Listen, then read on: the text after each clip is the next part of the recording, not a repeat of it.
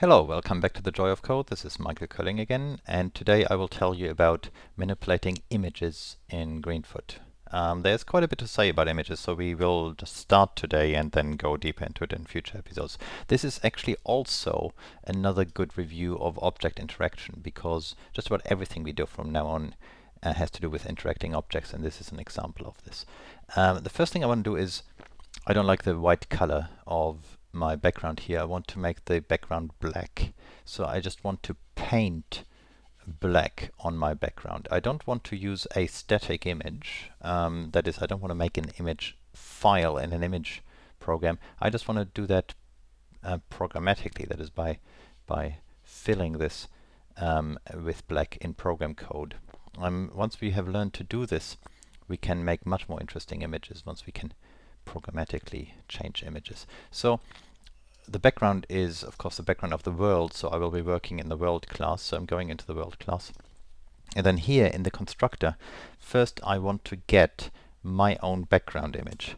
I can say get, and if I hit Control Space for my code completion, see, it's this first one already here, this method. There's a method called getBackground, and if you look at the details, it returns an object of type Greenfoot image. So what I'm getting back from getBackground is a Greenfoot image object, and says, the comment here says it as well, return the world's background image, and then I can draw on that image object. So let's choose this, and just to show you how you should think about this, let me try to illustrate that here. So here, let me just take some black here. So here is my world object. So when I program in my world class, we are in this world object. The world object has always actually a reference to a different object of type Greenfoot image, and I just abbreviate that here as GI. That's my Greenfoot image.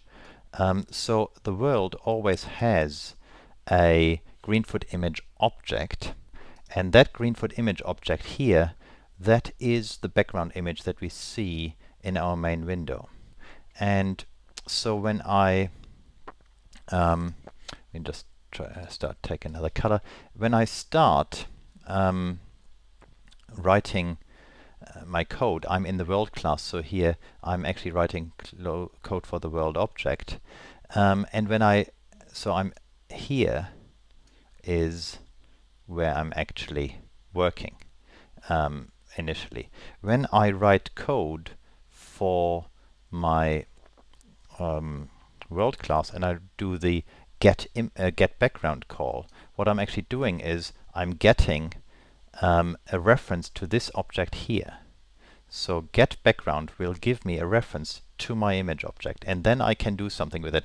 One thing I can do is I can store that in a variable. So if I store that in a variable, it's like a box that I can store things in, and I can put my reference in a variable and give that a name. Let's do that first here. So here get background gives me the reference to the image object, and then I store that in a variable that I call background, and the type of this variable needs to be Greenfoot image. So now I'm declaring a variable, local variable of type Greenfoot image. I call it background, and I call get background to get my background image object and store it in there. So now I can use this background variable that refers to my background image to do something with it. Let's see what we can do with it. We can go back to our Greenfoot API and look at the Greenfoot image class, because we've got an object of that class. And here now we can draw onto that image. We can draw ovals, we can draw polygons, rectangles, other shapes. We can fill. There's a fill method that fills the entire image with a drawing color. The drawing color I can set. There is a set color, and with that color I can set the color for all drawing operations that I do afterwards. So that sets essentially a pen color. So all operations, all drawing operations that I do afterwards will use this color. This set color uses a an object as a parameter of type Java awt.color. This class is not automatically known to Java. So here I want to do is set color, and now I need to put in a color object. That color class I need to import because it comes out of the standard Java library and it is not automatically known in Greenfoot. So I need to write import java.awt.color, and once I do that, that color class is known in my class here and I can use it.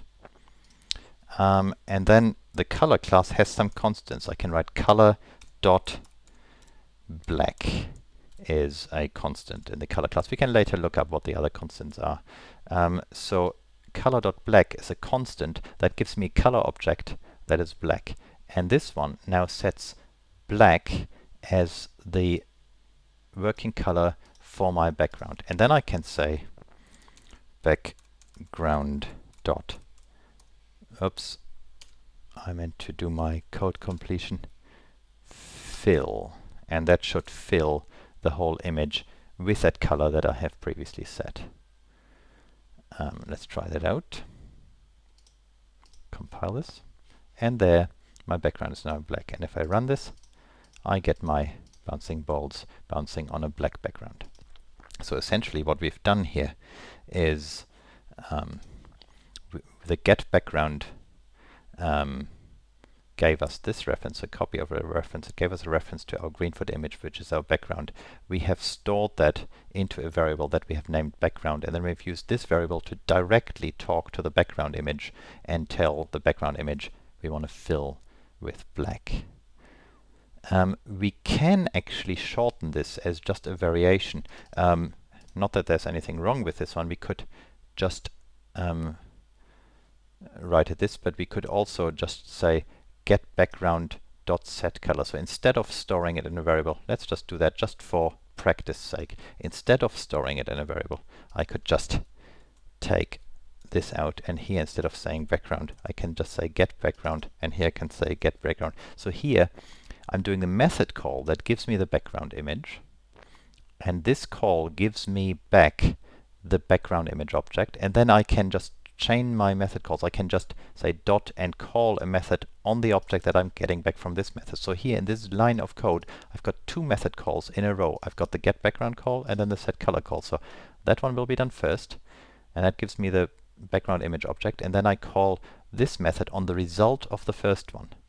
So I can do that as well. That has exactly the same effect, and I'm just not storing the object in a local variable in the meantime. Both styles are perfectly fine. Which style you prefer is pretty much up to you. Okay, that was the beginning of working with images. Over the next couple of episodes we will do a lot more with images and see that we can get some quite interesting effects by working dynamically with Greenfoot images and painting on the images. But that is enough for today. Okay, see you next time. Bye bye.